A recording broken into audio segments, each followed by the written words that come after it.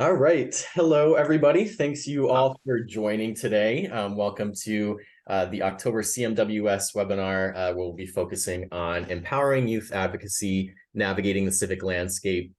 We'll give folks a couple minutes to join in here, but as you all are joining in, feel free to drop your name, where you're calling in from in the chat so we get to know you all a little bit more. We have a couple poll questions today, again, to see who's in the room with us so that we'll be able to tailor the conversation a little bit more. But yeah, welcome in, everybody.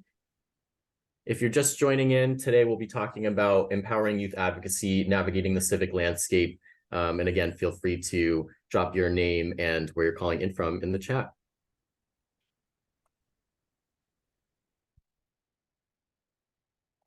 Let's stop and see people do that. We got Arizona, we got Michigan, more Arizona representation, Nebraska. Awesome. Already I'll see in all corners of the country. Thank you all for being here. Boston, I was just in Boston last week. Awesome. Wyoming, New Jersey. Thank you. Thank you. Welcome to folks who are just coming in now. Thanks for being here today. Hope you're having a wonderful day so far. We're really excited to have this conversation with you all, have an incredible group of panelists to be talking about empowering youth advocacy and navigating the civic landscape. Just going to give folks another minute or so to join in. And then while we're doing that, as you're settling in, feel free to write in your name, where you're calling in from in the chat. Again, I'm seeing a couple international folks. I saw Nigeria at one point, Ontario. Another Alex in Wyoming, love that. Already forming connections, this is great. Illinois, California. Awesome, awesome.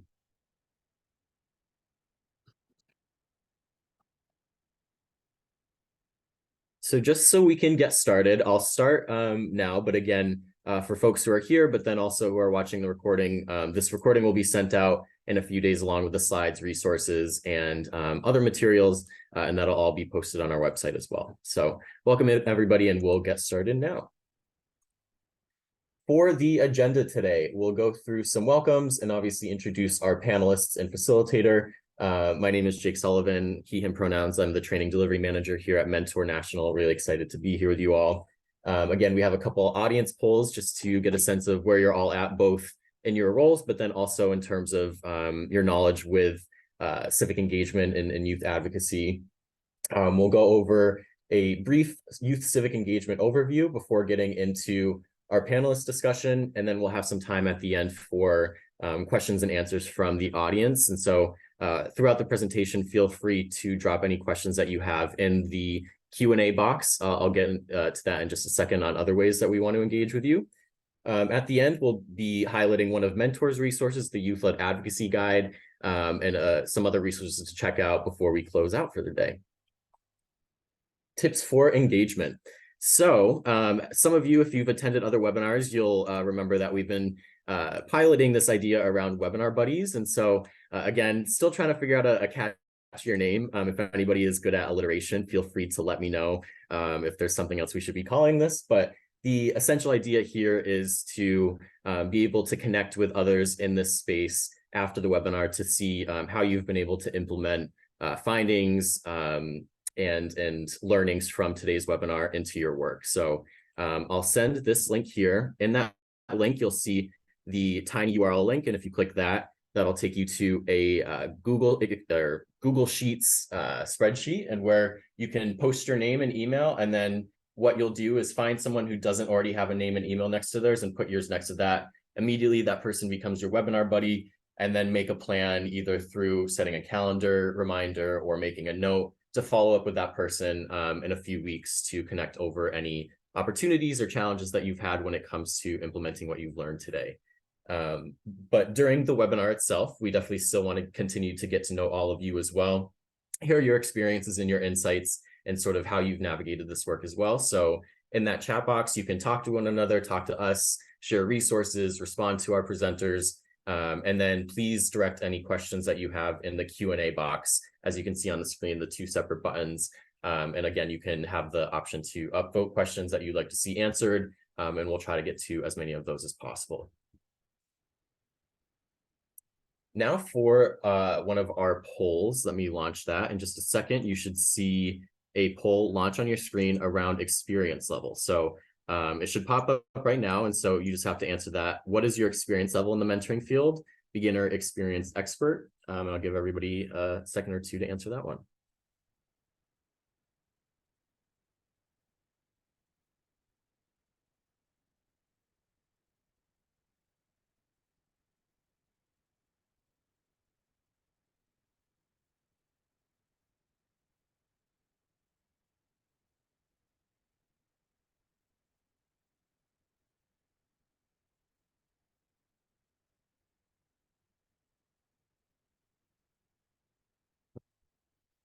Give you all about 4 or 5 seconds more to answer this poll before I close it out.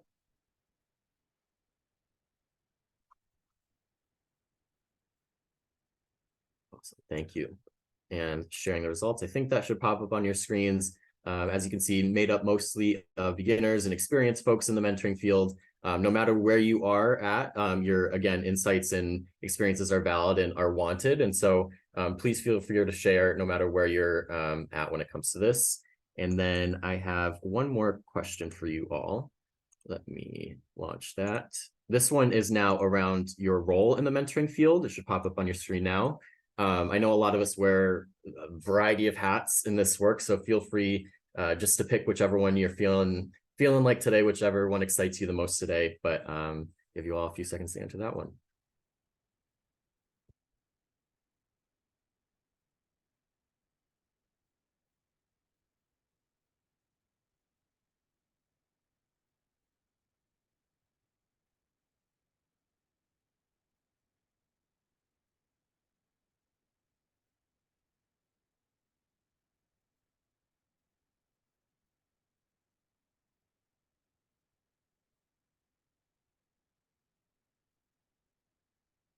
All right, perfect. Thank you all so much. Share the results for that one again, just so you can all see.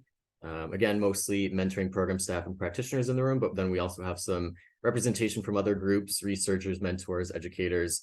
Really excited to have everybody here so that this can be a really full and holistic conversation.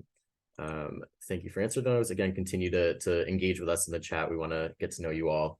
And I will move on to the next slide to introduce our amazing facilitator, Mary Gladstone Highland. Mary is a technical assistance provider for the Michigan Mentor / National Mentoring Resource Center affiliate, and she also owns Spark Group Consulting, where she helps nonprofits develop the strategies and funding necessary to achieve their missions. So now I'll be passing it over to Mary. Thanks so much. Hi, everybody. Welcome. We're so excited that you're here today and for the opportunity to partner with Mentor in order to talk about this really important topic. And so I'm really thrilled to be here with you all. I don't know about you all, but I have really formative experiences and memories advocating as a youth that I think set a foundation for a career path for myself. And so I think that this is a really important topic that we should and can be addressing today. I'm so appreciative that you all gave us your time. Jake, if you'll advance us forward on the screen or on the slides. I want to introduce our panelists that we have today. We're honored that they all decided to give us their time. First off, we have Representative Martis from the Michigan House of Representatives, who is passionate about young people getting ahead in his area. Representative Martis, will you tell us a little bit more about yourself? Yes. Hi, everybody. It's a little bit loud because I'll show you. I'm stepping off of, the House floor right now. So thank you for the opportunity. Being a little bit on the younger side in this position, mentorship. Number one, I wouldn't be where I am or who I am without it. And number two, it makes me a more effective legislator. I don't think it matters what age you're at or what point of life you're at. Mentorship is very, very important. But for me, navigating being an elected official, making sure that I'm taking care of the community that I was elected to represent, and making sure that I'm doing everything as right as I can do would only be possible because of the mentorship I have. The best parents in the world in my corner, a few other names, former state senator Jim Ananich, Congressman Dan Kildee, former Rep Tim Snell, a lot of other folks that I wouldn't be where I am or who I am without them. And their mentorship gets me along every step of the way. Thank you so much for giving us some of your time. We know you're so busy and we really appreciate it. Our next panelist today is Ellen Werman. I had the pleasure of meeting Ellen when we were focusing on getting out the vote in youth engagement. Ellen has a lot of experience mobilizing young people for civic engagement. So Ellen, will you tell us a little bit more about yourself?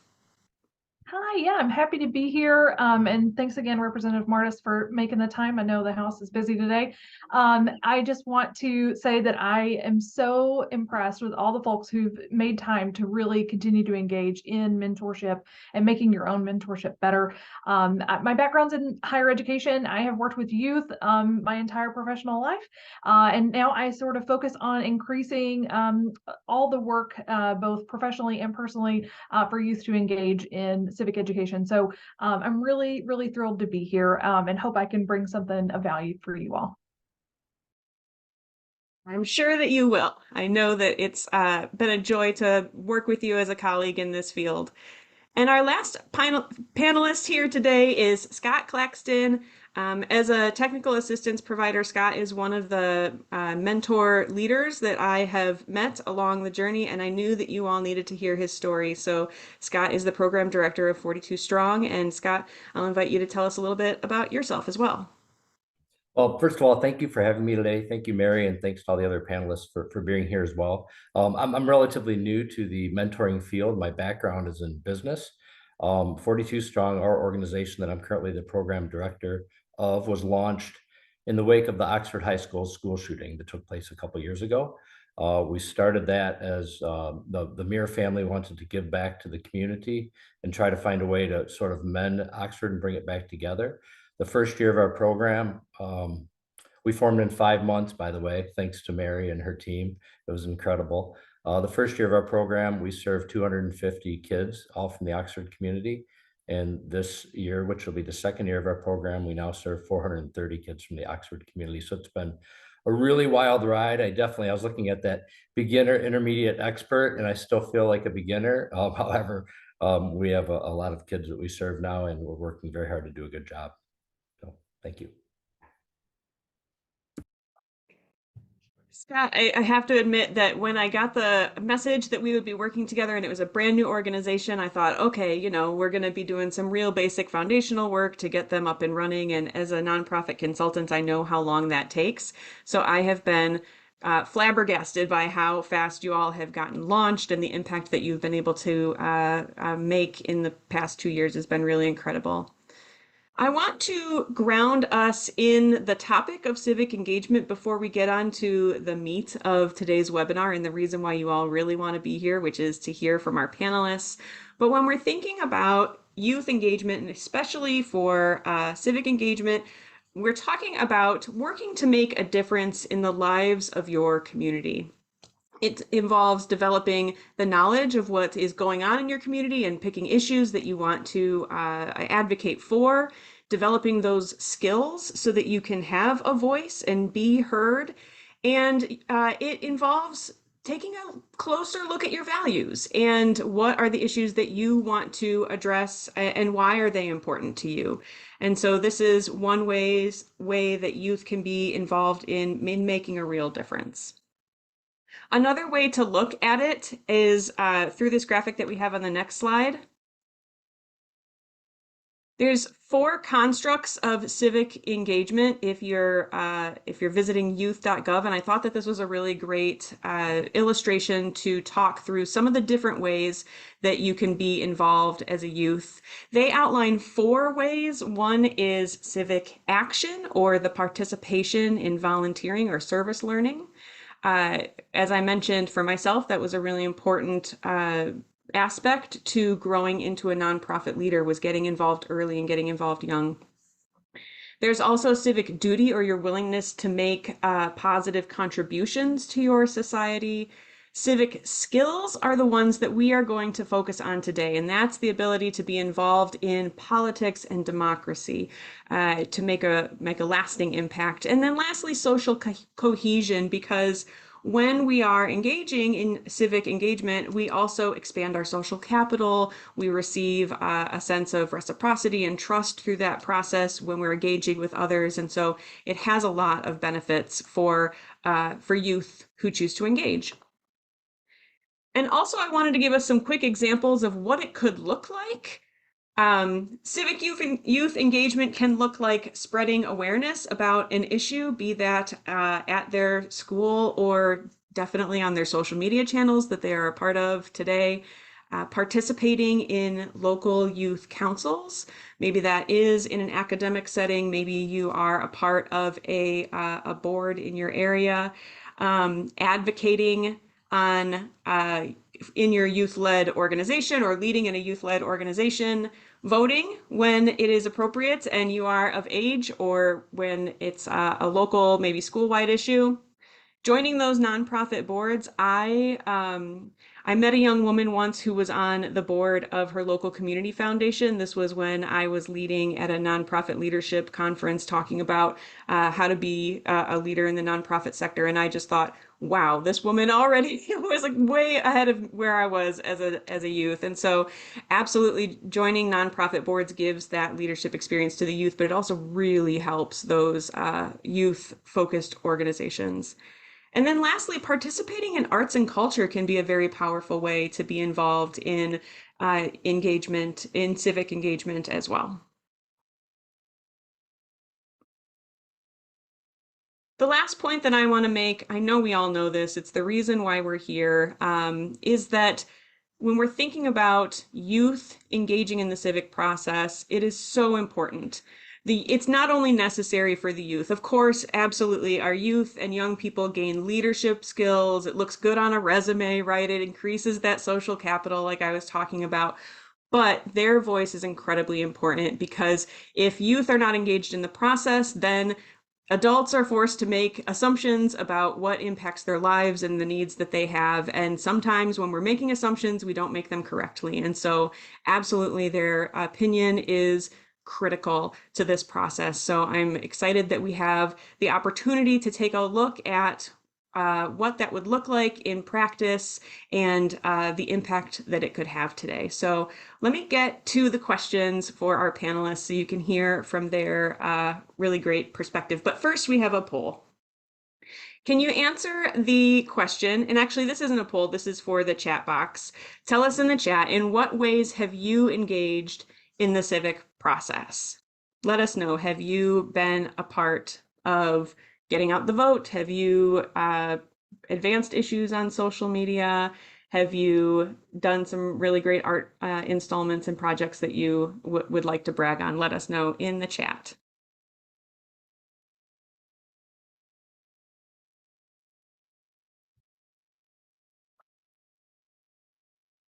I'm going to move us forward, continue to add those comments into the chat as we progress, because we all benefit from hearing about your experience advocating.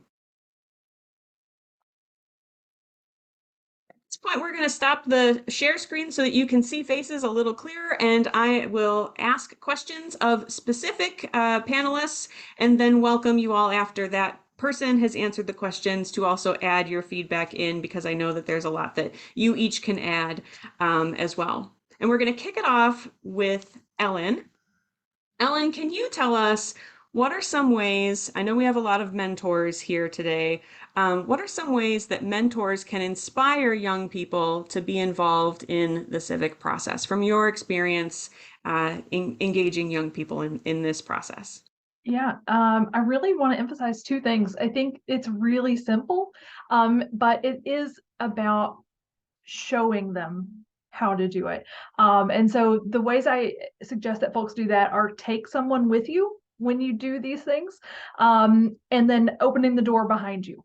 So for instance, I'll talk about voting a little bit because that's a space that I'm really committed to. And I really want to talk about youth who and others who need mentors to show them that voting isn't scary. because for a lot of low information or first time voters, that is what is the sort of barrier. So if you're going to do a civic act, take someone with you who may or may not be familiar with the process.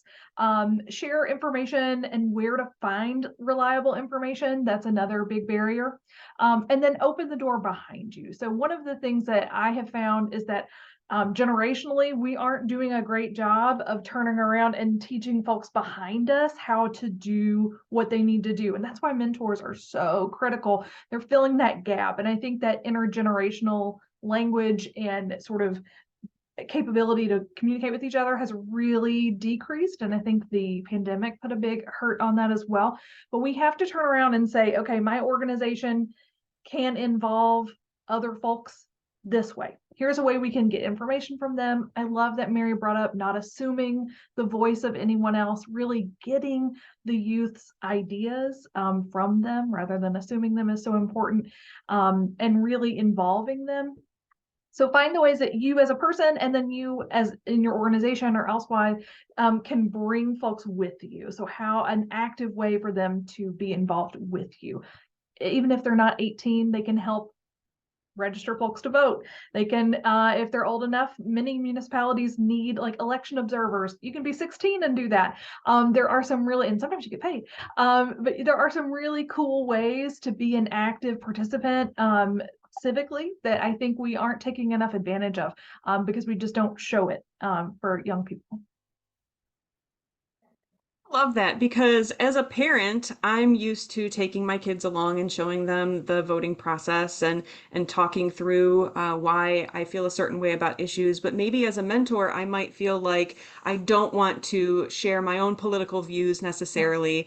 And still in the public, in the mentor space, you can provide information on voting without necessarily saying, this is exactly how I would vote. Is that fair? Yeah. And there are a lot of sort of nonpartisan resources out there. So if you're uncomfortable sharing your own, which I totally validate and understand, share League of Women Voter nonpartisan resource guides. Share things that you find locally that are about the candidates or issues in your area, or how they relate to your nonprofit or as a nonprofit. It is not out of bounds to have a stance on an issue.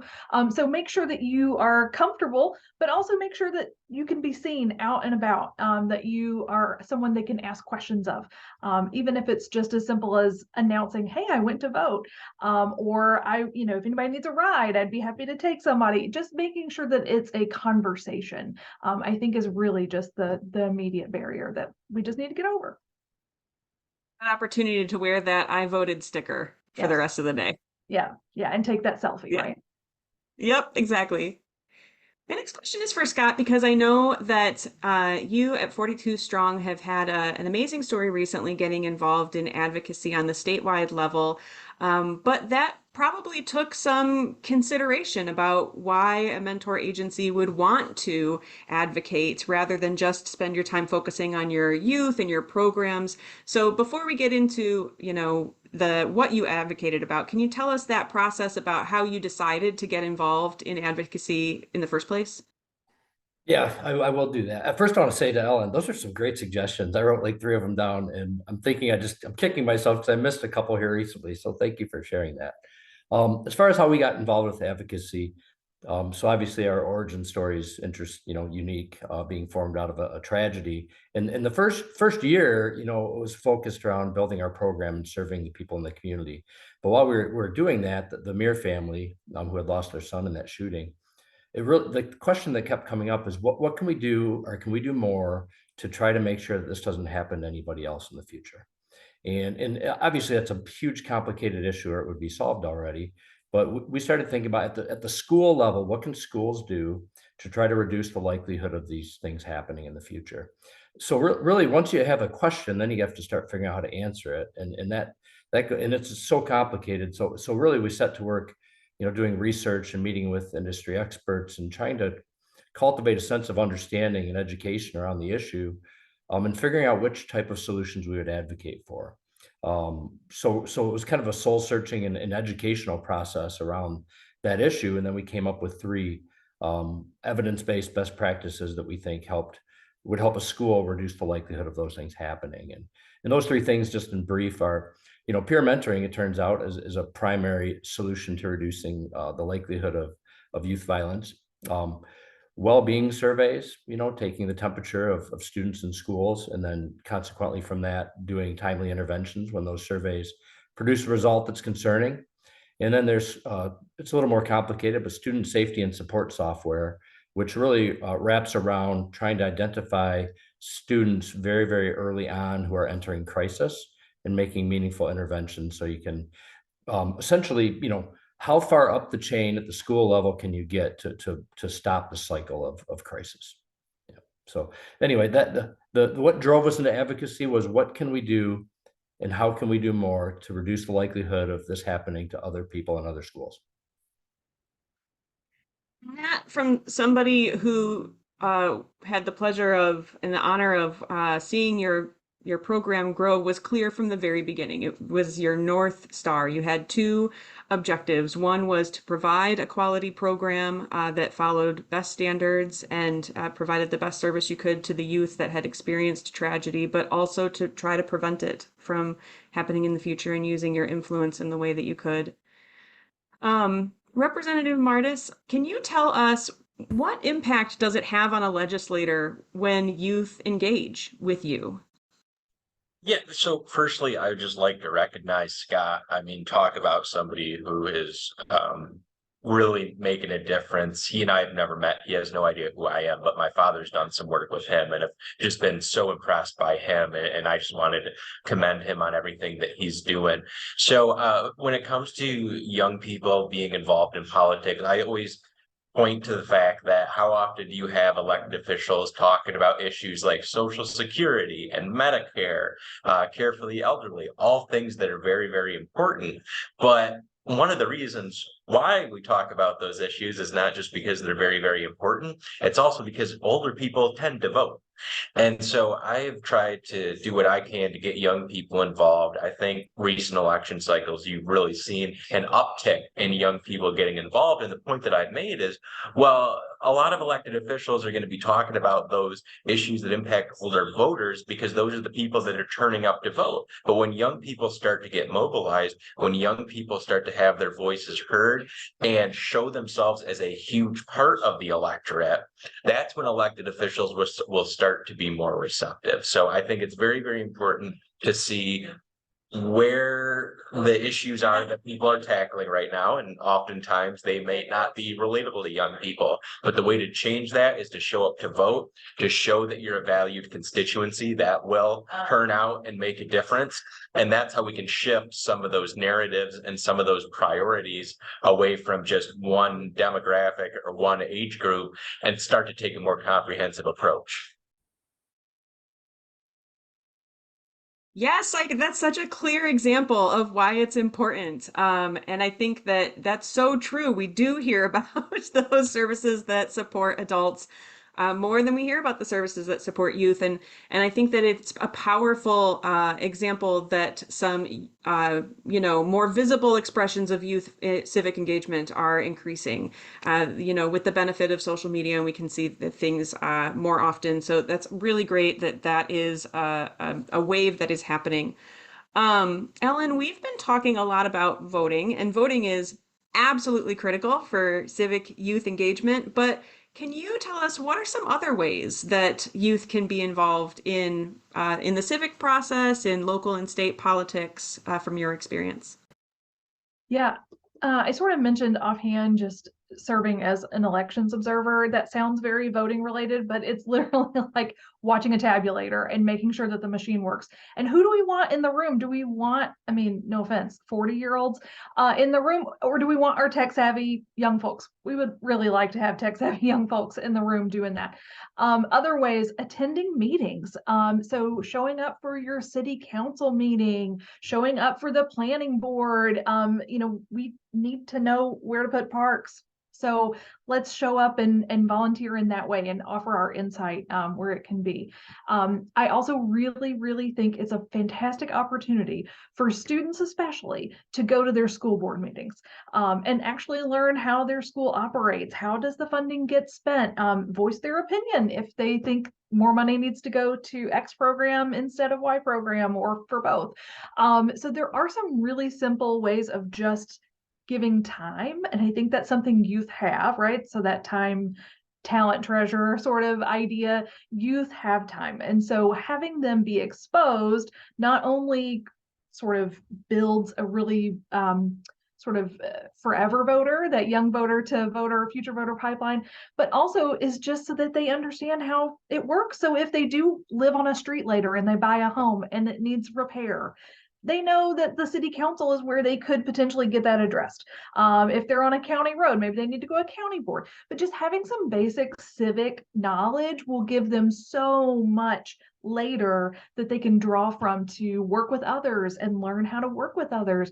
They've probably never heard Robert's Rules of Order, and that can be really intimidating. So really trying to just get some of those basics down are so, so important. Just show up or watch it online. Lots of them are, streamed. We don't even have to leave our house. Watch it from your phone. But really just going to some meetings, learning the lingo is a really great starting point. Yeah, there's so much in that. First off, I can remember as a young person, my parents taking me to protests in Detroit about different advocacy issues and what an impact that made on me. And it, as you mentioned, it was an opportunity to see the modeling of what happens here and how do people talk and how do we phrase phrase what we're advocating for and the like. The other thing that you mentioned with the school board, I mean, talk about a hot topic these days. Lots of going on at school board meetings. So, and absolutely, if we think, oh, if young people, they can't get involved on a larger scale, but that's a really powerful way to make a difference in your local area, especially for issues that you are experiencing. So, absolutely. Scott, I'm going to kick it back to you. You mentioned briefly that you had this recent experience advocating for peer mentor programs and those three different issues that you brought up. Can you tell us a little bit more about those issues and what it was like, what that experience was like for you as a mentor agency to do that advocacy? I think I want to start out just by telling everybody that it's intimidating to figure out how to start advocating. You come up with, what you think are practical solutions and that could really make a difference. And then who do you share them with, and how do you share them in a way that are going to be effective? So in our county where this occurred, the prosecutor formed a commission on gun violence. And it was there's all kinds of experts from around the country that made up this commission. And we were fortunate enough to get invited to that. And we participate on what they call the preventions work group. So that was really our introduction to any sort of advocacy or work group around this issue. And it was amazing. We got to work with passionate people that cared about this subject matter from around the country, and to produce a report that ultimately I believe is going to be one of the most encompassing reports on how to affect this issue in a positive way that's out there. So from that, we're like, okay, well, now this report's being finalized, but now what do we do? So we had to figure out who the decision makers were and what the process was and who we needed to discuss these solutions with. And that took time. And we took talking to people in that world and in the government and our local representatives. We reached out to our local representatives, who then connected us with a group at the House level. Probably contemporaries of Representative Jasper Martis, Rep. Breen and Rep. Meerman. They were on the Commission for Student Safety and Gun Violence. We met with them, presented, also asked them a lot of questions around how they see the issue and what they see can be done. And then from there, we had the opportunity to present to the House Education Committee, and we did that 2 weeks ago around our issue. So really right now, it's kind of a long game. These things take time. I think if you're going to advocate for significant changes, you need to be stubborn. You need to be in it for the long run. Don't expect to go ask somebody to do something one time and expect it to work. These representatives are pulled in a million different directions and have a lot of different competing priorities. And truly, you kind of need to be the squeaky wheel a little bit. You need to be in their ear weekly. You need to stay on top of it. Your follow-up needs to be rigorous. Sometimes you need to create pressure campaigns on your social media, but you really need to make sure that you're a prominent issue in their world. I guess. So I'm kind of rambling a little bit, but those are some of the things as far as how those are our experiences so far in advocacy. And then I do have some pro tips I'd like to share, if that's okay. Not pro tips; these are amateur tips actually. So I'm going to share my amateur tips, but I'll share what I've learned so far. And I wrote these down because I really, really wanted to share with everybody. I think it's really important to clearly define what you'd like to advocate for and why. When you meet with policymakers, they really want to understand the data and research that supports what you're talking about. And if you haven't done that work, you're not ready to advocate. So it's that simple. Be concise, but be ready to share the detailed information if you're asked. So you really need to know your stuff, but you only get a small amount of these people's time. So be ready to keep it concise, but pointed. You need to really research and thoroughly understand who can make the changes you want. Is it your local government, your school board, your Michigan state officials in our case, the national government? Who are you advocating to and why? Or is it the right people? Sometimes you're advocating to somebody that can't even affect what you'd like done. So are you actually talking to the right people? And then really, I think it's important to, all of us have organizations that we're part of. Realize that's kind of your soapbox and your ability to get in front of these people is just, reference your work and talk about the people you serve, because that matters to an elected official, and use that soapbox to network and to get in front of those people once you figure out who they are. And then again, be stubborn, be the squeaky wheel, and be in it for the long term. That's my my soapbox. I'm done now. So yeah, you're not done yet, Scott, because I have a follow-up question. That you have a very powerful story, and I think a lot of people on this webinar have experience with mentoring in general, peer mentoring specifically, in your case, and the impacts of that. Can you tell us a little bit about that second point that you made about evaluation and wellness scales? Because that was something that 42 Strong did that was really impactful and impressive, and I think that our folks should hear about it.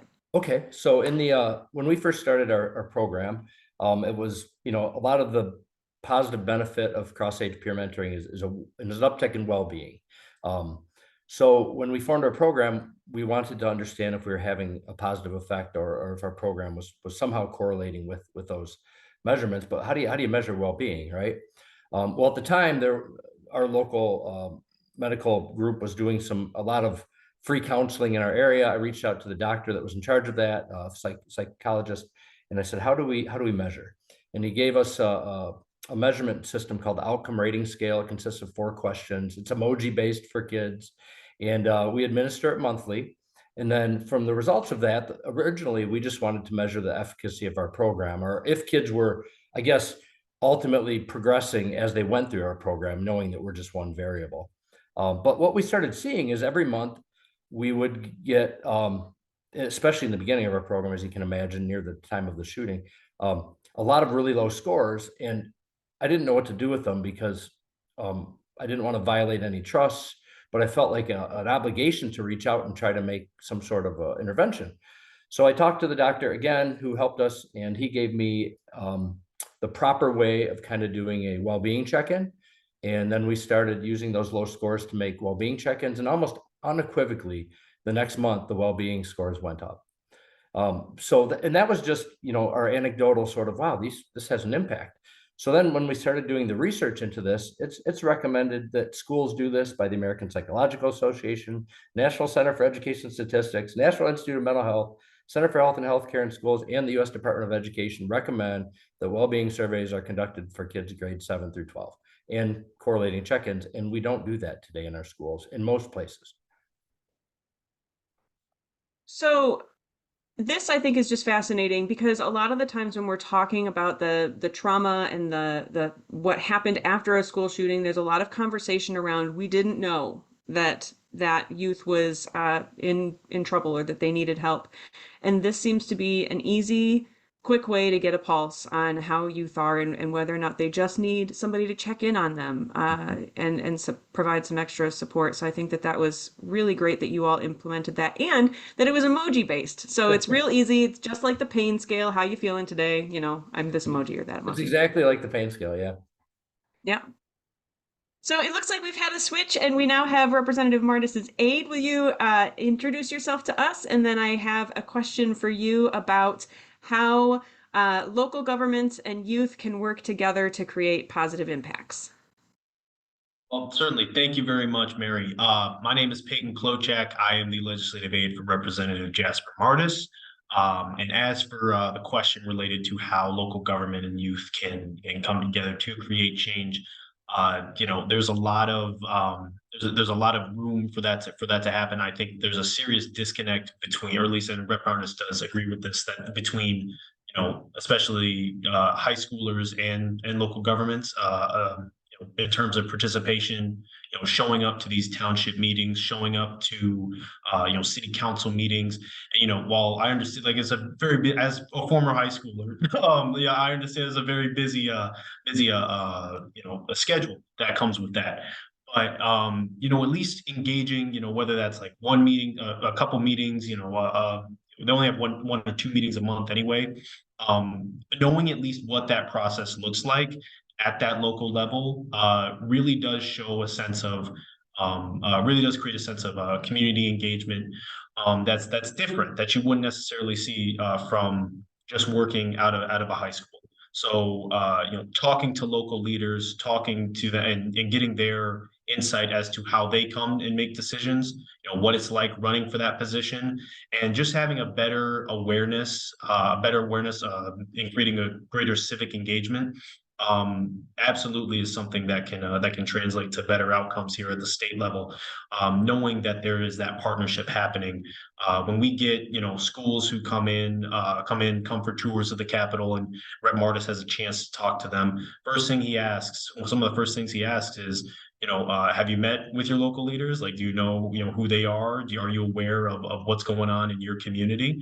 All too often, the answer is no, or I don't know. Who is that? I can't vote yet. Is the other response too, because they're not 18 yet. But in any case, just having that basic sense of awareness is I think the first step, is a good starting point to creating a more long lasting change and or starting to create the kind of change that a lot of high school students may want to see.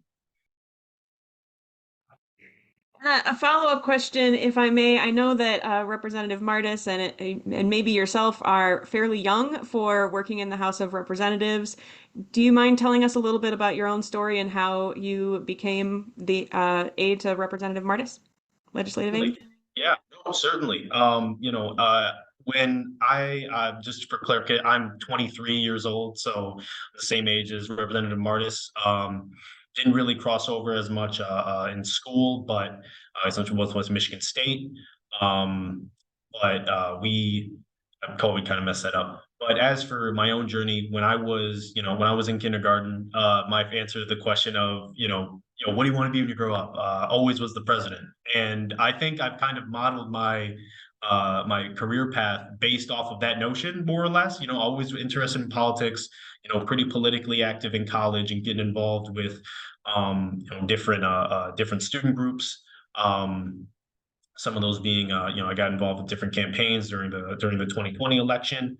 And having that experience was definitely, very, very important for me. As for getting this, I showed a degree of passion, for the things that Rep Martis was interested in. My first boss, former Representative Tim Sneller, who was a representative for my district, he was the one who was able to take a chance on me. Having that base passion and interest and following that was really how I got started getting into this, and that is what and that's what I continue to rely on today, and hope to continue to advance in the future. So Thank you. I love that. Right from the start, from kindergarten, you knew. So, Ellen, as we saw when people signed on, a lot of people are here who are staff from mentor agencies. How can the agencies themselves better support and encourage youth to get involved in the civic process from your perspective? I think two things. I think making information available, and I think doing sort of like a check-in about what do you know, who do you know represents us, and connecting it back to your mission. So what do we do and why do we do it? Start with why, and how does this connect to the broader community? And I think when you can really relay that sort of information clearly, and not sort of sit on your laurels about saying what needs to change in order for that to be for your mission to be achieved.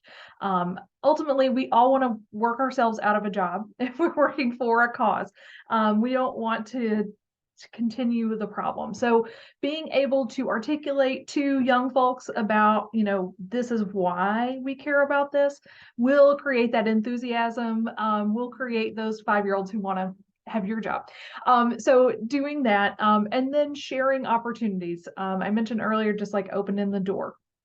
Be really explicit. If there's anything I've learned from working with young people, it's they can't read your mind, just like I can't, but they do need to have the things spelled out. So if you have a volunteer opportunity, if you have a place on your board to serve, if you have an event that they could volunteer with, whatever the case may be, make that expectation black and white. Just spell it out, and you will get so much more interest if they know what they can bring and what they can do.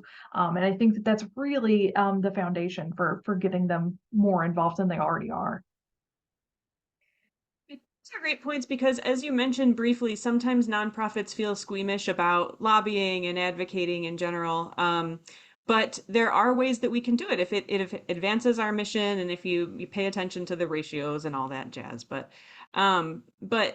it can make a big impact on your nonprofit's mission if you are advocating. And there's a number of different ways that Mentor has provided for mentor agencies and mentor partnerships for groups to get involved. And even I would imagine, as you were talking about modeling before, ways that mentor agencies could probably model the voting process or model, advocating and what that would be like and how to tell your story. Yeah, you Could know be what? meaningful. I want to share just a quick example of something that went Please. so well. So I happen to live in a smallish town, and there is a huge downtown trunk or treat. Okay, hundreds of families, hundreds of kids, and it's very close to election day. And so what an organization that I'm familiar with did is they hosted a trunk that was a mock voting booth. And so there were kids could come and vote for their favorite mascot in town. So the two high schools, a minor league team's mascot, just whatever mascots were kind of local. And while the kids were voting, like with a marker and a big piece of paper so that it was accessible to any kid with any ability, and pictures, it was very cute. The parents got information for like the upcoming election, like what's on the ballot, who their current representatives are, just like really basic stuff, and like when the election would be and how to find your polling place, just really like basic civic info. Hundreds of participants, hundreds. Ultimately, the minor league team mascot won, but it was very cute. It was just a really, and then the organization was able to share, why election was important to them, and how it connected to what they could do, and they, gained some members. So it's a really, really simple and easy way, but just incorporate that sort of action that, a mock voting booth is literally like a trifold science fair board. I mean, it is not tricky to set up, but it does lessen the barrier for folks. It really does bring down like, oh, I've done this before. I can check a box. And it does make it a little bit more fun. I love that. And now we all have great examples of what we can do for our trunk or treats car designs this year, because that sounds perfect, especially if you're a staff member at a mentor agency. Take that idea and run with it. I think that's a really great example of how to incorporate it in just daily life. So, Scott, when you were thinking about this advocating process, what impacts do you hope to see? What does 42 Strong hope will happen because of this work that you have engaged in? Well, the simple statement is that the likelihood of school shootings in the future is greatly reduced. But I want to talk about this a little bit because I was thinking about this. I think it's important as you advocate to be open and curious, seek to understand the problem a little more as you're meeting with the people that you're advocating to, and understand that your advocacy positions may change. And I want to give an example of that because it's important. So we are advocating for these well-being surveys and feel they're very critical. When we've meeting with state officials, there's been a little bit of pushback, and I didn't understand why at first. And as I dug into that a little bit, the pushback was because we don't have the people to do the follow-up in the schools. There's no people to do that work. So that caused me to do some more research and then understanding that the American Psychological Association recommends a student to counselor ratio of 1 to 250. The national average is 1 to 400-ish, and Michigan's like 1 per 605. And we're like number 2 or 3 worst in the country for counselors per student. So that's an accurate statement. Maybe if they did these well-being surveys and needed to do the follow-up work, now they don't have people to do the follow-up work. So what happened to us now is our advocacy position is changing a little bit. So maybe we need to include that as part of our advocacy. Maybe we need more counselors in the schools, and that would be more, that would be enabling to this other thing that we want to accomplish. So I guess I say all that to say this: when you're meeting with these people, be curious and open-minded, and understand that even though you may have a great idea, there may be more layers to that challenge than you understand when you walk into it. And only by being open-minded and curious are you going to learn more and realize how you can really advocate effectively.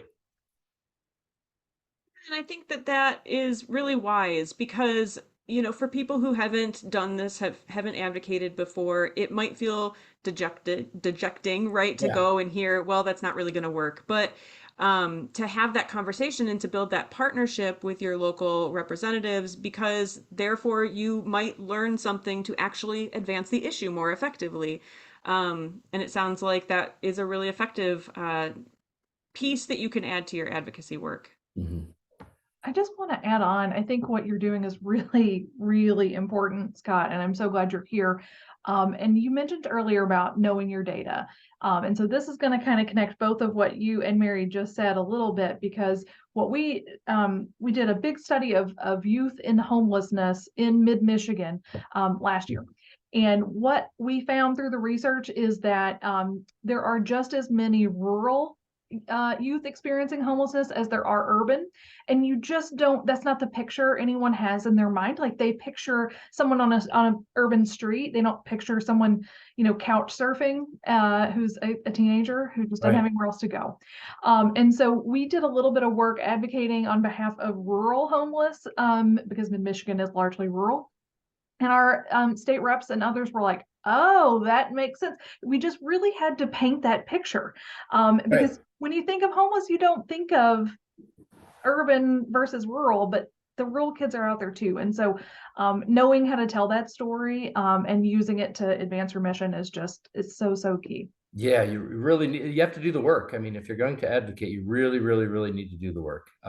Before you get started, I mean, you have to understand the issue as deeply and as it wasn't what we expected to find. So it changed what we had to sort of do too. Oh, I love that. Thank you for sharing that.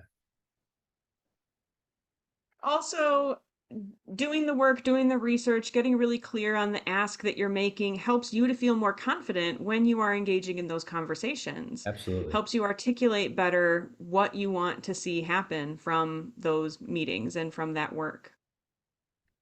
So, can you give us an example of a time that youth engagement made a positive impact? And I'm handing this over to the Representative Martis's legal aid and legislative aid, and please tell us your name again. I'm sorry. No problem. My name is Peyton. Yeah, no problem. In terms of youth engagement and making that change, Well, we don't, the problem is with our district, at least, we ended up having like a lot of older folks end up coming in, who are calling us and who are coming in, with their concerns.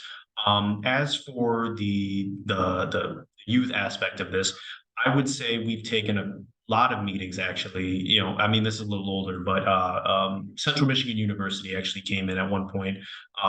There was some students from University of Michigan, I should say, advocating for one of the bills, a bill that was coming up, or at least coming up in a committee, not necessarily for a vote quite yet. And we were sitting down with them, taking this meeting. And what was great about it was that, because we take meetings on all types of bills all the time, and there's a certain presentation to those bills. There's usually a one pager about, oh, this is the stuff that you need to know. There might be a map to include the area affected. There might be other people who they might mention who are also in support of this, or articles, pointing out the benefits of this. And when we got the request from this group from Central Michigan, we were like, well, I mean, I don't know if they're necessarily going to know what the process is up here. And to our surprise, they absolutely did. A folder and everything had a sticker with our name on it, with the house number, where our office number was. Had the bill, had the one page, had stories to present to us to help clarify what the issue is, why it was important to them, and what they were advocating for. I wish I could remember details more specifically about it, but that was the interaction that we had. And when it comes to the status of certain bills, I'm sure that it's still sitting. It's either still in committee or it's already been voted on. But what I do know is that for Representative Martis and the rest of our staff here, we were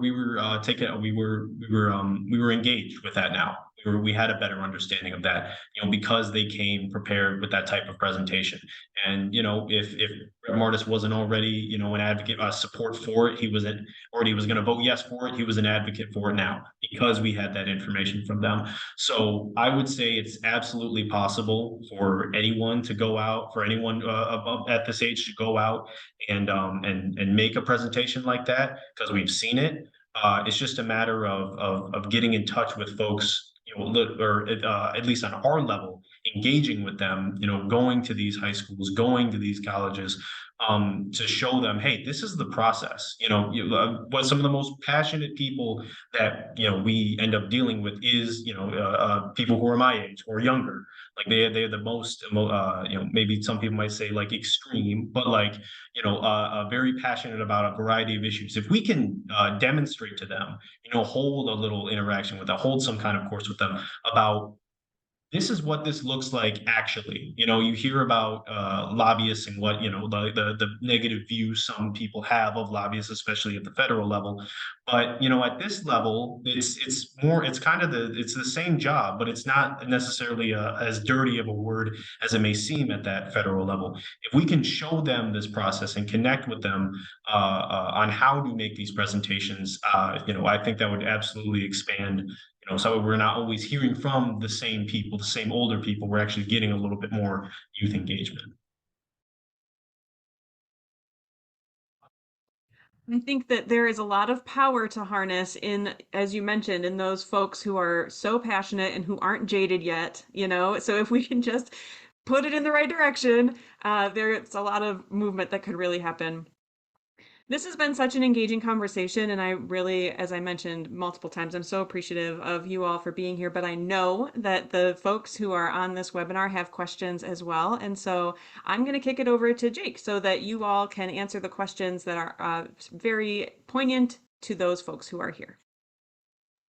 Awesome. Thank you so much, Mary. And yeah, thank you so much to all of our panelists for that incredible discussion. I was sitting here taking notes as well, so taking a lot away. I love that mock voting booth idea. I think that's so incredible and so fun. Definitely going to try to spread that out a little bit more in terms of my networks. But it looks like we have a couple questions so far, so folks feel free to keep dropping in questions in the Q&A box. I think, let's see, the first question is around, do you have any recommendations for youth who might be more introverted or shy, but are very passionate? I have some youth who would like to be involved, but get nervous. And I think maybe I'll pass it actually over to Ellen first, because you had kind of given us already a list of a variety of levels and ways to engage. So any thoughts around that piece, and then others can jump in. Yeah, and my nerd is going to show up here because I'm also very introverted. I think that there's a host of things that the more introverted folks can do. Phone banking, text banking, crunching the numbers. Are these folks who want to do that research with you and figure out your data, make your charts? Do you have artists? Could they design a poster for you? Could they design a social media campaign for you if they're a communications intrigued first person? I think we often expect it to be somebody who can show up to Rep Martis's office and be loud and present well and do this kinds of thing. And those are very important roles. But the friends who connect your computer, the friends who can do the tweeting and do the networking are just as important. And so finding those, behind the scenes event operations roles, or the person who can help, if they've got a driver's license, can they drive folks around to go vote? Just the little things that don't take peopling are really good roles. Can I pile on that? Absolutely. I just want to, I'm a coach as part of what I do as well. I've been coaching girls soccer for 18 years. And on a soccer team, there's lots of different positions and there's lots of different types of people who play those spots. And I think advocacy is the same way. I'm just, to what Ellen was saying, you need the whole team to get the job done. And I think just finding a role where that person's comfortable and feels productive. And then from there, maybe stretching them out a little bit, giving them a chance to take on a small piece of the presentation, something that they feel really comfortable with would be a good growth opportunity for them. But I really think it's a team effort to really get yourself in a position to present properly. Yeah, I love all of those ideas. I think it's great also that you're showing that a variety of different positions there are valid and important to the whole puzzle piece, even if it's driving people to vote or driving people to the meetings. Like, otherwise, how is that person going to get to that meeting to be able to give the presentation? Like, I think that's really great. Our next question is sort of in a similar vein, focused on the mentees and on the youth that we work with. The person is wondering, they have some mentees who don't appear to be as interested in this. Would you all have any tips? And I think at one point, we had also talked about like connecting it to the why of the organization. I think that was, Ellen, you were sharing a little bit about that. Do you have any other insights on that initial, like, this person isn't really interested in advocacy, but maybe you want to show them why it's important? Any things around that? Yeah, I just think having the conversation, if you really understand what they're passionate about and where their strengths match, then you've got the path forward. So just having the conversation and not assuming, I think, is really what it boils down to. Great. And Peyton or Scott, anything to add to that question around mentees who are maybe not as interested in this? Yeah, actually, like, I'm part of my job, at least with in my capacity as a legislative aide, is I'm a scheduler, and I'm the person who has to reach out to some of these communities that may not feel as included in the conversation. And one of the key things, at least I like to do, we have to make that connection. That's what I think is the way forward in terms of actually getting the type of engagement that we want to see. Exactly what Ellen was saying. Going to the source, actually having that personal connection. And for Rep Martis, at least, a lot of the time that means visiting those classrooms in those rural areas of the district who don't necessarily get all that kind of attention. Overlooked urban areas as well. That's another place that we try to reach out to and reach out to student government classes, economics classes, social science class, history classes, whatever it can be. So that way people those kids, they can have that direct connection, and also not really spending too much time talking about us and what our job is here, making sure that we talk to them about the issues they are passionate about, so that way they can feel included, making sure it's more of a question and answer session as opposed to another presentation or lecture that they would have to do in their day-to-day, actually trying to foster a type of conversation. Yeah, I think that's great, especially because if it's a class, they're already there, they have to be there, and you're not asking for them to schedule another meeting or something. And so that could be a space where they can that interest can spark. I think that's a really great idea. So, looks like we have another question. So for a little bit of background, this person works with youth from all across the state of Arizona. And so that means working with rural, tribal, and urban communities. And they're experiencing that sometimes youth from smaller towns don't feel as empowered or think that their community has the same things to offer as urban centers do. And so they're wondering if any of you have any ideas or ways to show them that the power that each community holds. And anybody can start with that one. I'll start. I don't know if I have a wonderful answer, but I think it's important to start small with these types of things. Like, what can you do to improve something, in the program that you're part of, with the mentoring relationship that you're part of at your home? Can you clean up something? Can you just things that make you feel like you can have an effect on the world around you? I think that we all like to think about changing the whole world, but we're unwilling to make our bed kind of thing. So I really think I think starting small and then building from there is very, very important, and it builds confidence and shows them they can be empowered. That would be my thoughts. I'll just add that this is a very personal cause of mine. I grew up, and you can probably hear a little bit of that twang coming out. I grew up in South Arkansas in a small town, less than 5,000 people, about an hour from an urban center. And so I grew up with this sort of like, no one cares about us mentality. And quite frankly, it was largely true. But the thing that I had to unlearn is that my life was less important, that our community was less important. And so I think really you're doing the work as a mentor to empower them. And I think that that's really the crux of it. It took until I got to college and had a mentor who was like, whoa, your perspectives are really cool. Let's, make sure you're able to share it.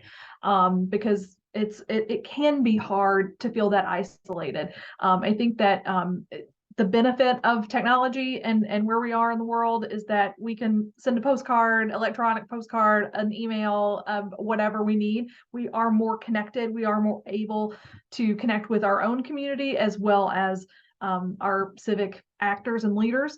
And so just find a bigger number if you need to find it, but to really feel that their own community, just continue to emphasize how important they are, and that their communities as they get bigger and bigger are just as important. So I feel that deeply. So thank you for the question.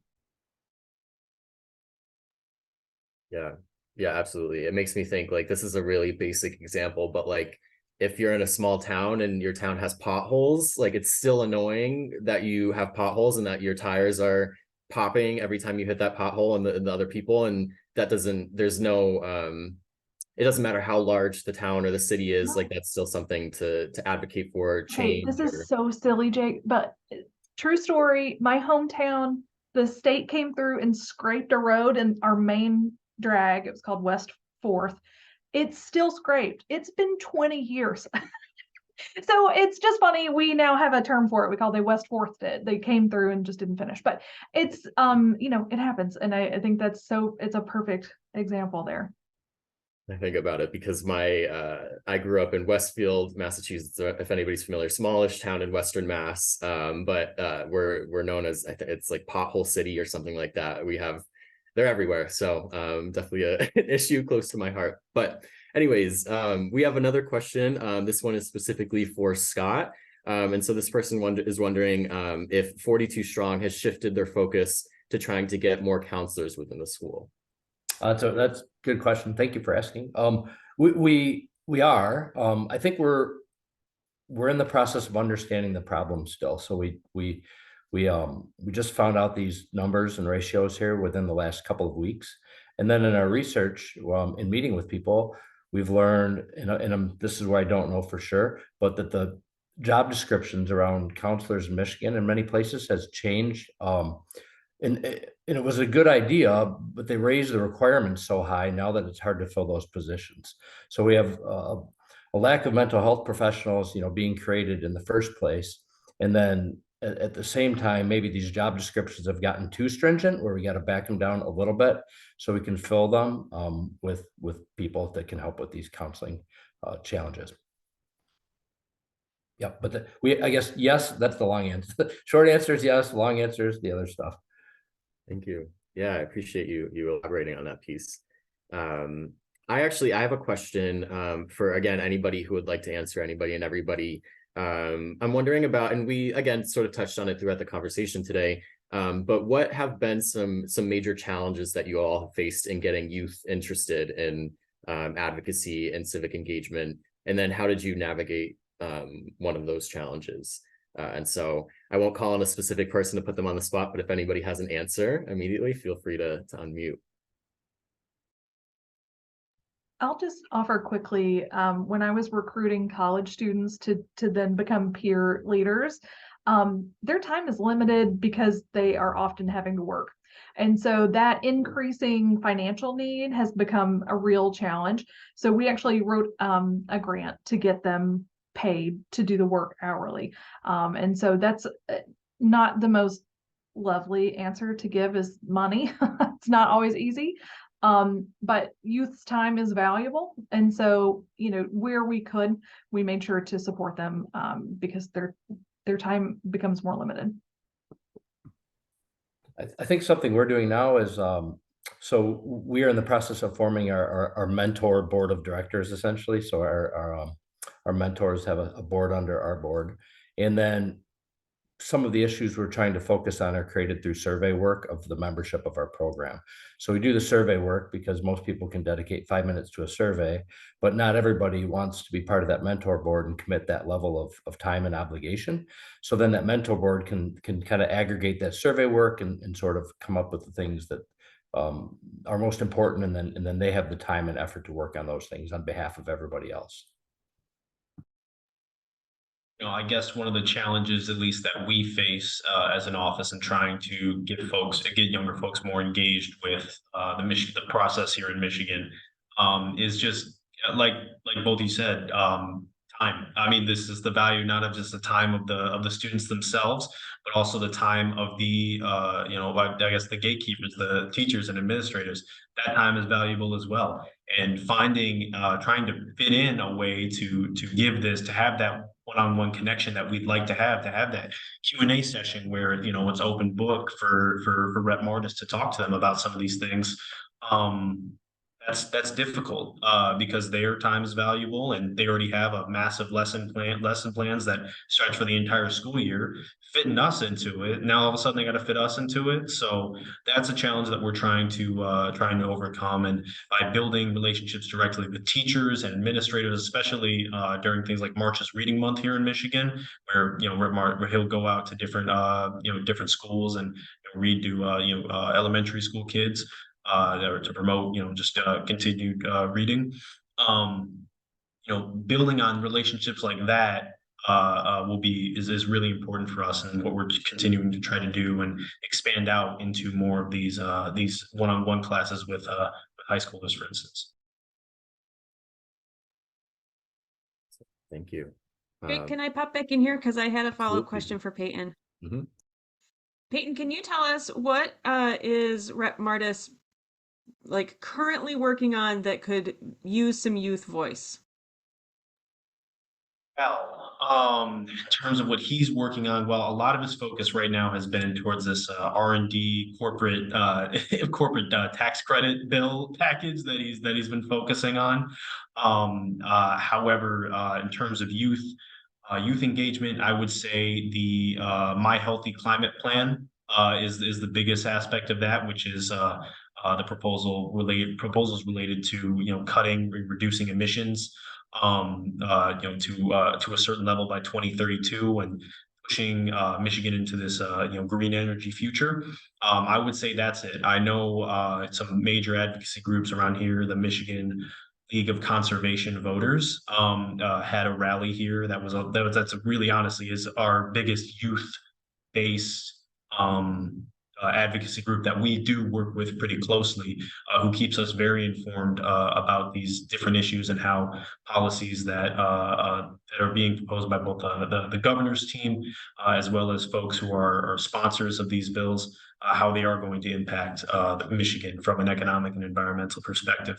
So I would say that getting in touch with organizations like the Michigan League of Conservation Voters, just want to shout them out, that in terms of a youth really a youth-led organization, or the younger folks, people, I guess when I say youth, I mean more my age, folks who are really getting involved with that. I would say that is a great place to start, if you're looking to get involved here in Michigan.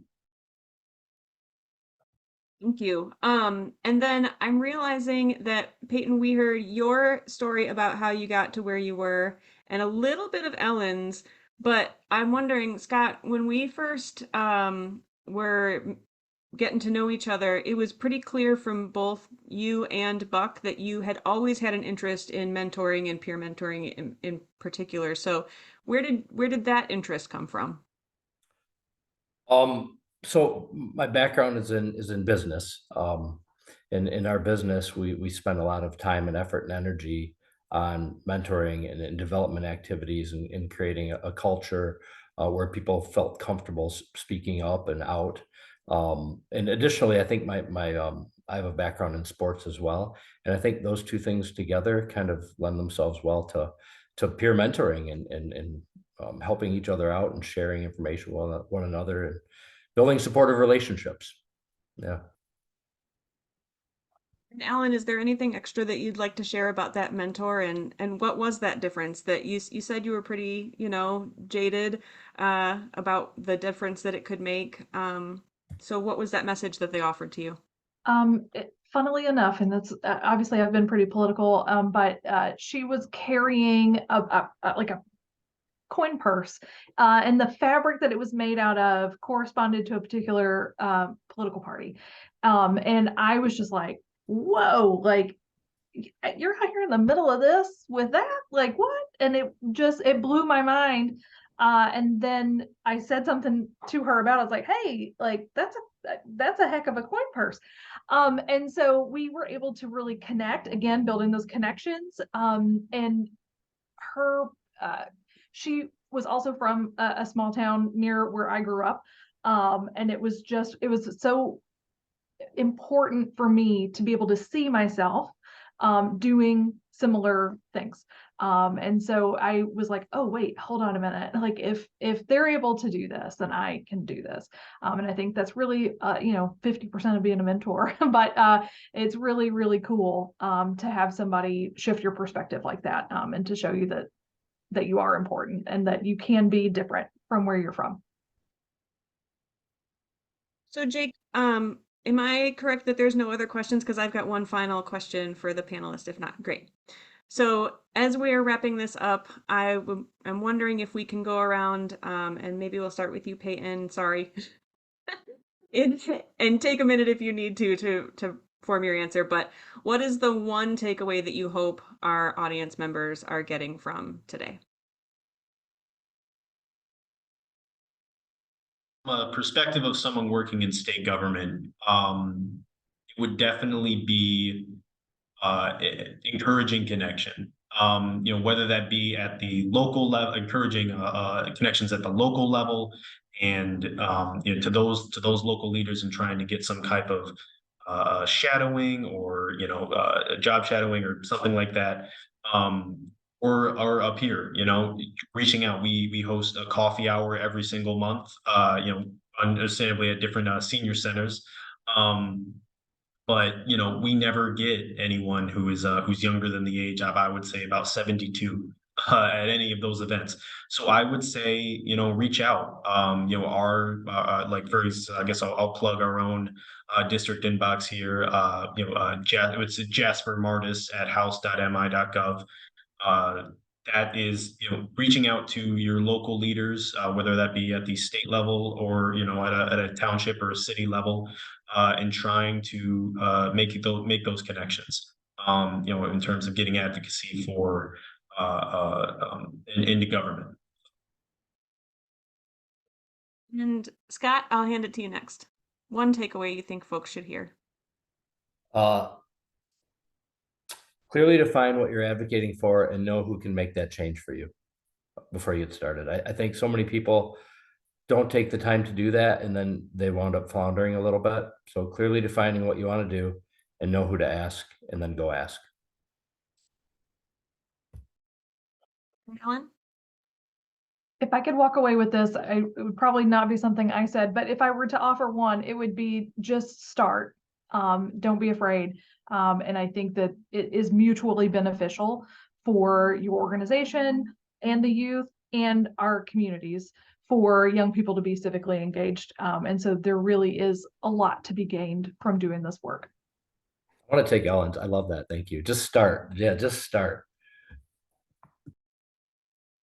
Well, a million times thanks for all of you. And I would love to hear from the audience members too as we move into resources. And there's going to be an example of a really great resource that has come out that you all can take advantage of. But tell us in the chat, what was your takeaway from today? And what's the one thing that stuck out to you the most that you want to remember going forward? What inspired you today? And I'm going to hand it then over to Jake. Awesome. Thank you all. And thank you, Mary. Very excited to see your responses to this question of what inspired you today. Feel free to continue to drop those in. But also just as excited to announce a very special guest who we have here today with us, Abby Evans, the Vice President of Government Relations and Strategic Partnerships here at Mentor National, to speak a little bit about one of our newer and really amazing resources, Mentor's Youth-Led Advocacy Guide. So I'll pass it over to you, Abby. Sure. Hi, thanks, Jake. And I just want to echo, this panel was fantastic. It was such a joy to listen to, made my government relations and civic loving heart very, very happy. And if you wouldn't mind, I do just want to take a moment to sort of underscore two sort of themes that were touched on during the panel.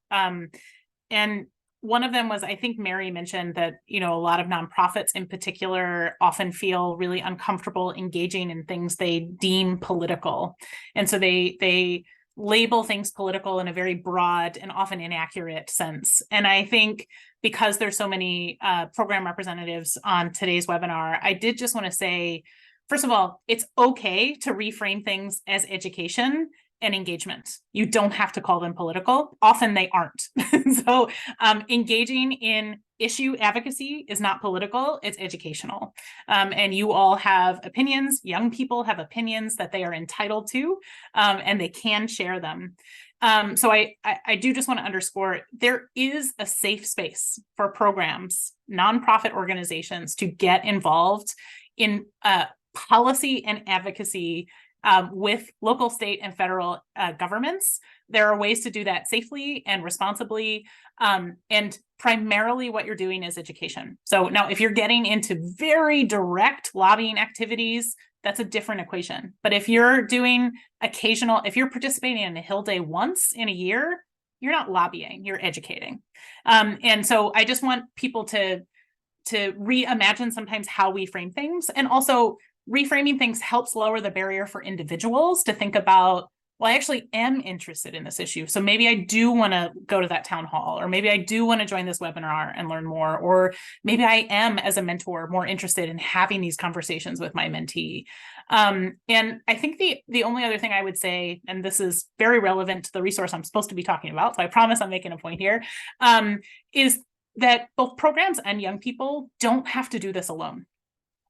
There are advocacy organizations, we had several represented here today, across the country and around the world, who care deeply about issues that any young person or any individual, regardless of their age, cares about. If you care about climate, start Googling climate advocacy organizations. Look around to see what's out there, see where you can learn. For those folks, for those young people who might be interested in an issue, but are a little not interested or just not sure if they care about engagement, civic engagement or advocacy, help them identify organizations where they can just log in or follow them on social and learn more, right? And maybe they'll be inspired to take action, but that first step might just be the education, just opening the door a little bit. There are advocacy organizations for every issue out there. And if you're a youth mentoring program or a youth development program, the same is true. Many of you are already working in coalition. You're locking arms with your partners on, issues that matter in your community. I guarantee you one of them is doing some advocacy stuff and they're doing it really well. And so you don't have to do it yourself. You can find partners and allies to do this work with you. And sometimes that lowers the nervousness and the barriers to this work as well. So I'll just use that to transition into this resource that we're really excited about. The Youth-Led Advocacy Guide launched in August. And since there's so many programs on this call, you will understand and appreciate why I'm going to say we're so grateful for the support of the City Foundation for making this possible. And this guide was established as a way to identify or support two different audiences. And if you've ever done this, you know how challenging that is. The first audience is young people themselves as individuals and as a coalition, and also programs, whether you're a mentoring program or other youth development program. We tried really hard to make this resource available to both audiences and from both perspectives. And in doing so, we created a committee to help us develop this guide that was equal parts young voice and representatives from across Mentors affiliate network. And the result is this guide, and it's beautiful to look at and has lots of really interesting tips and tricks. There are, I believe, 8 sections, if I remember correctly, maybe 9. I'm sorry, I should have remembered that off the top of my head. But the theme throughout the guide is power. Who has it? Who doesn't have it? Who can share it? How can it be utilized? How can it be utilized for good? And thinking about the ways that young people can identify the power they actually already have and may not be aware of, and how programs can share some of their power, and other adults, programs, mentors, individual adults, how they can share some of their power to empower young people to utilize their voice, to have the confidence to learn more and take action about issues in their communities that they care about. I really loved hearing some of the examples the panelists shared about different ways that young people can get involved in civic engagement activities. And I think there were so many great examples, and I would just add one, because I don't think this came up, and I apologize if it did. Leadership roles are really important ways for young people to develop civic engagement tools. So if you are a young person on a sports team and you become the captain, or you're supporting the captain, or you volunteer to take on more activities, that is a skill development that can be applicable to civic engagement and advocacy efforts. And I think that's applicable in 100 different ways. Volunteering in your community, volunteering for your faith, your faith community, whatever it might be. That leadership development skills are so applicable to this work. And so this guide walks through chapter by chapter a different kind of power, and how young people and these programs can think about how to develop and support youth-led activities. Each section has a reflection section for young people and for program staff to walk through individually and together, open-ended questions, resources, tips, glossary to help young people understand, things like words like appropriation. What does that mean in relation to policy work? Those sorts of things. There's 100 different things. We're just really proud of this guide. It was, as this image shows you, beautifully designed by this artist named Maite Nazario.